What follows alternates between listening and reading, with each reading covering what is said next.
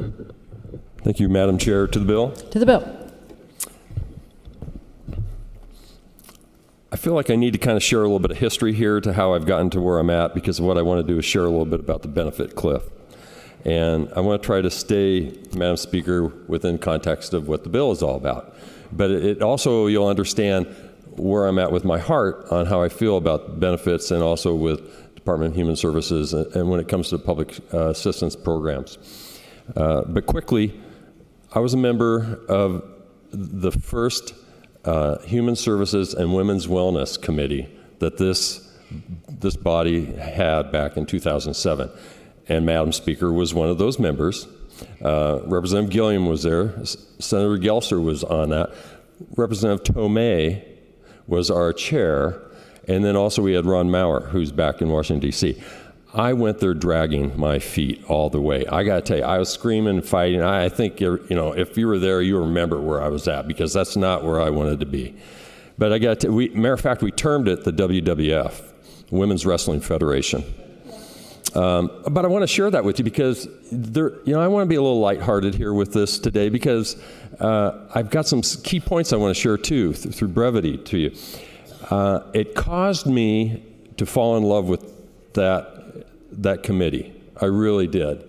And I'm grateful I'm not on it this time, but I'm grateful to be on the subcommittee for Human Services and Healthcare.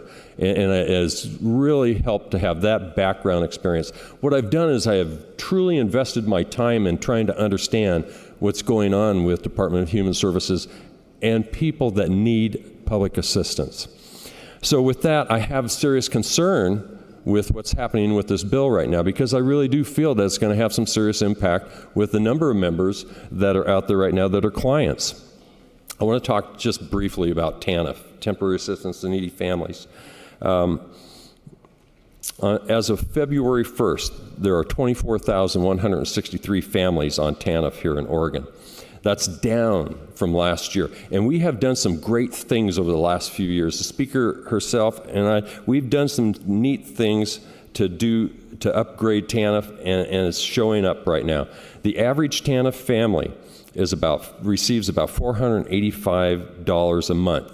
That's with no income. That's a family of 3. But I want to make a point on TANF too, because I want to correct the record on this. It was mentioned earlier that there was no family on TANF that was working. Well, in fact, as of last June, the most recent, and a lot of this is because of what we passed on a bill last session, there are over 1,000 families that have earned income right now that are receiving TANF. So I want to make that point clear. Second thing I want to talk about is SNAP. That's zero income. For one person, they can receive up to $194. For a family of 3, $511. If the family is receiving TANF, then SNAP benefits decrease accordingly. These are things that you should know as you take into consideration of voting for this.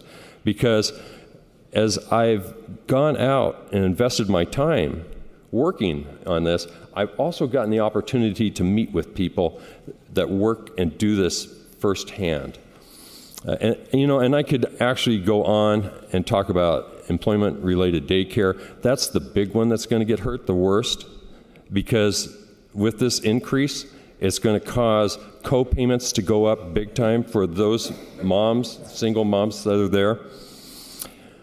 So I'm just going to wind down here right now. I could talk about OTAP, I could talk about housing, I could talk about TADVS, which is Temporary Assistance to Domestic Violence Survivorship. I don't know how far-reaching this bill is going to be.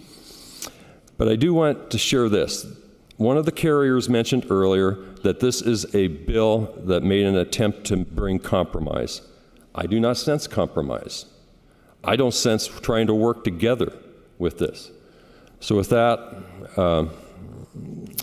Madam Speaker and colleagues, I do think that there is a better way. I really do. This is not what I've just shared, hypothetical issues. This is real stuff. Thank you.